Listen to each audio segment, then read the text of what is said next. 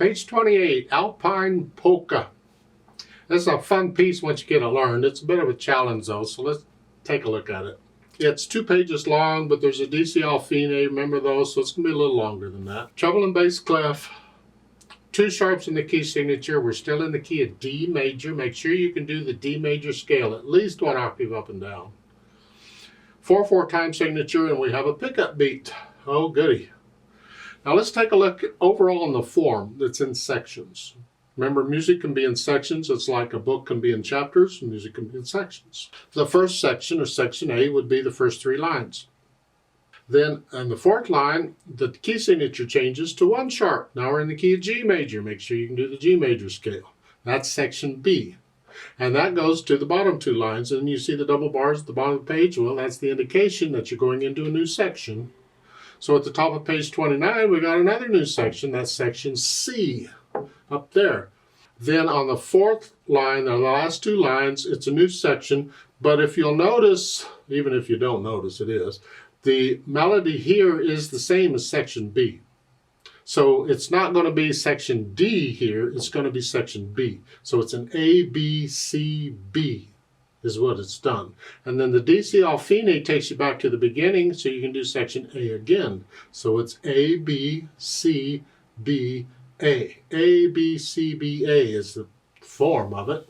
It just doesn't really affect how you play it, but it's kind of nice to understand how a piece is constructed sometimes. You see, when you get long pieces, especially challenging pieces, it really helps, I think it does anyway, if you would just take it a section at a time. You treat each section as a separate piece, and you learn each section separately, and then you can go put all the sections together and see how it goes. In my opinion, it helps a lot, because when I go to practice a section, let's say I want to practice section C, because it's tricky, I can just focus on C. I can sit down and I can just work on C. I pretend the rest of it doesn't even exist. I'm just working on section C, and then once I get that section, then I can go on. But then when I go to put it together, you'll find that you can still play these other sections even if you haven't practiced them in a while. Now that takes a certain amount of self-control, because the tendency is to always start at the beginning and go through it. That doesn't work real well with long pieces, because you'll end up practicing the beginning quite a bit because you always start there, but you don't always get all the way through. So you end up not playing the part of it toward the end very well because you haven't practiced it very much. I've heard people performing, and they start out performing wonderful, and as they get into the piece, it gets worse and worse and worse, and they're hesitating and making mistakes, and that's because when they practiced it, they always started at the beginning and went through it. So you need a way to fight that, and taking it section at a time is one way of doing that. So you might sit down, first learn section A, get it learned, forget the rest of it, just section A, and then when you do that, put that aside, and now sit down and learn section B, and focus on section B only. Don't mess with the rest of it. And then the same with section C. And once you have those 3 sections down, then you can go to put it all together and see how you do. That way it should all come together, and it should all be pretty well throughout. Let's get back to this piece. I got off on these form and whatever I'm on, I don't know. 4/4 time signature with a pickup beat. We got pickup beats on every section. Starts with a pickup beat, but the last measure of each section just has 3 counts in it, so it's okay. We'll take it one hand at a time. Let's understand what the hands are doing. Right hand here, and it's 4 and 1, 4 and 1 and 2 and. Now you can lift your fingers up while you play this, so you can still use thumb if you want, because you got to rest to come back out here. But if you'd rather not be up here, then you're gonna have to reach down to your 2nd finger, and that's okay. You do that. I'll leave that up to you and the size of your hand. Now for section B, the 4th line down, at the end of section A, you're here. You just reach up. It's an octave. Here, just reach up, and then once you're there, you clap. So now we're in this position. 1, 2, 3, 4. And if you don't want to be up in here, again, you use 2nd finger. But connect all this right now.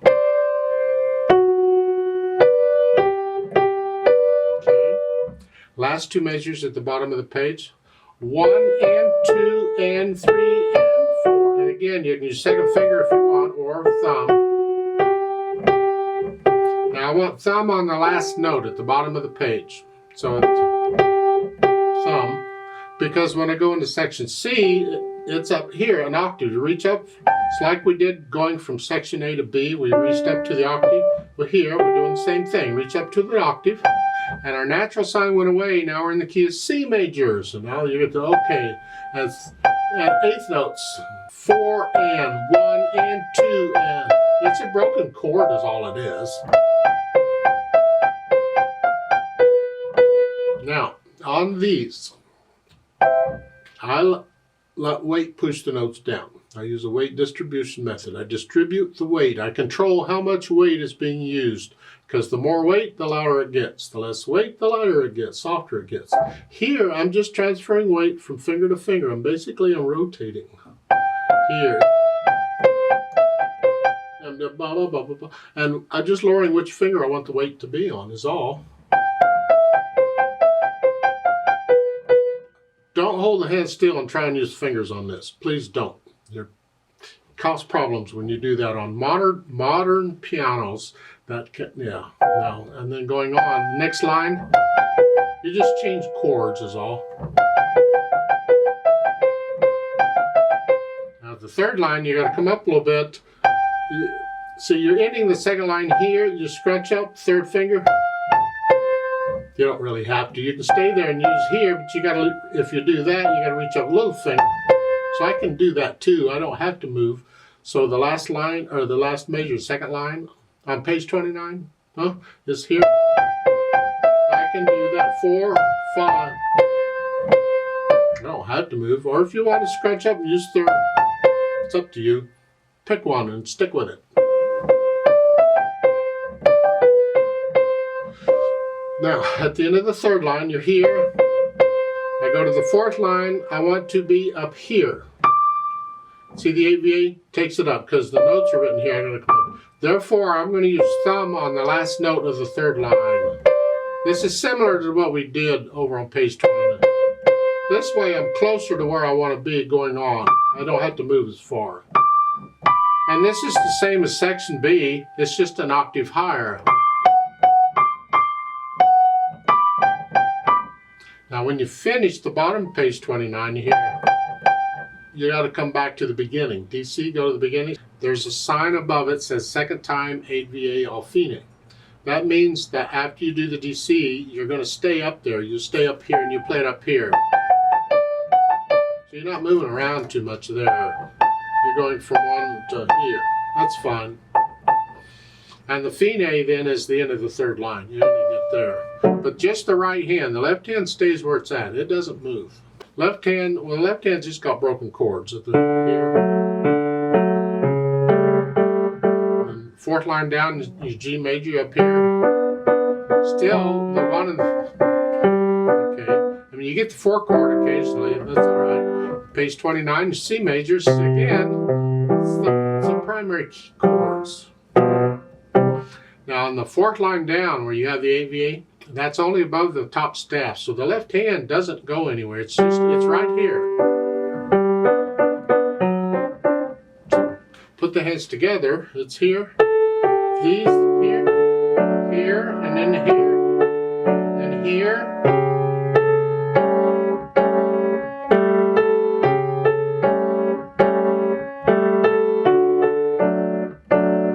Fourth line down, you're up here.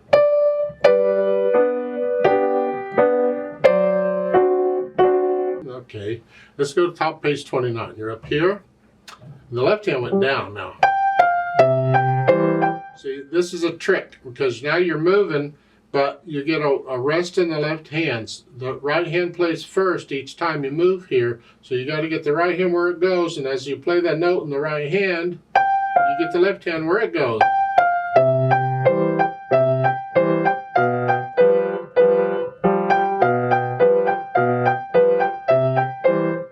Again, even on page 29, second line here, the awkward fingers, the 4 and 5, if you're just passing weight from finger to finger, it's fine. You can pass weight there. have to be trying to wiggle the fingers too much. You know? And then the third line, you're ending it here on page 29. You go up to the right hand, the left hand just goes up a little bit. Okay, and then at the bottom of the page, 29, you're here.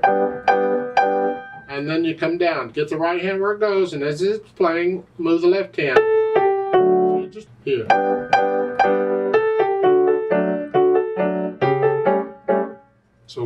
So you work out the hands together, and then go back through carefully and get rid of the hesitations.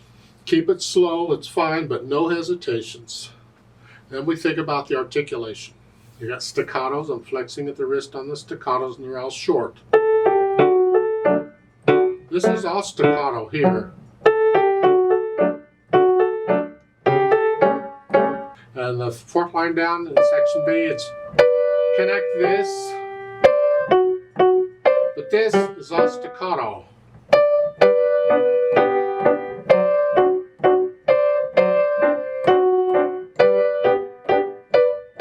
The end of the page you get accents, or at the end of each section pretty much you get accents. You just play them a little louder, wherever they are.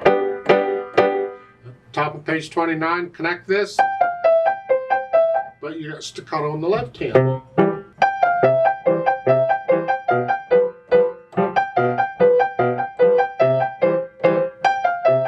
You go through and you add the articulation, and then we think about the dynamics. Starts out forte, loud. Whatever you think loud is. Just keep the left hand in the background. That makes the accented notes very loud. Section B there, the fourth line, that's soft. That means the left hand is very soft.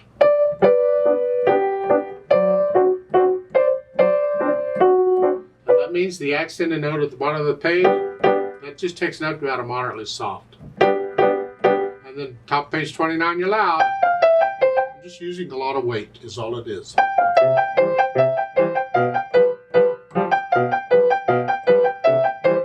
That's all.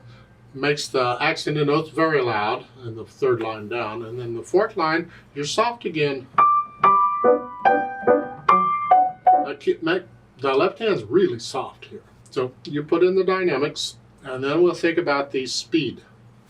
Allegro, oh goody. Well, it's a polka, it's a happy dance. It's got to be accurate. So what is it?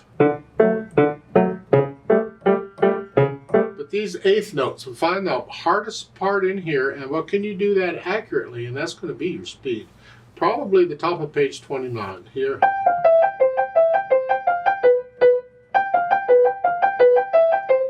However fast you can do that accurately, that's how fast you can go, whatever it is.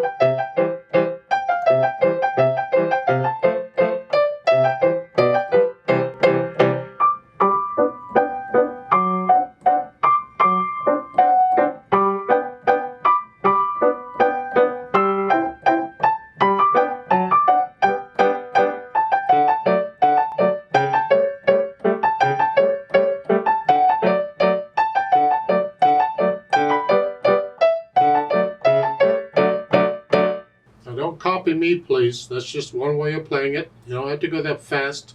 You just get into it. Remember the natural accents. 1, 2, 3, 4. 1, you got to feel those. 1, 2, 3, 4. 1, 2.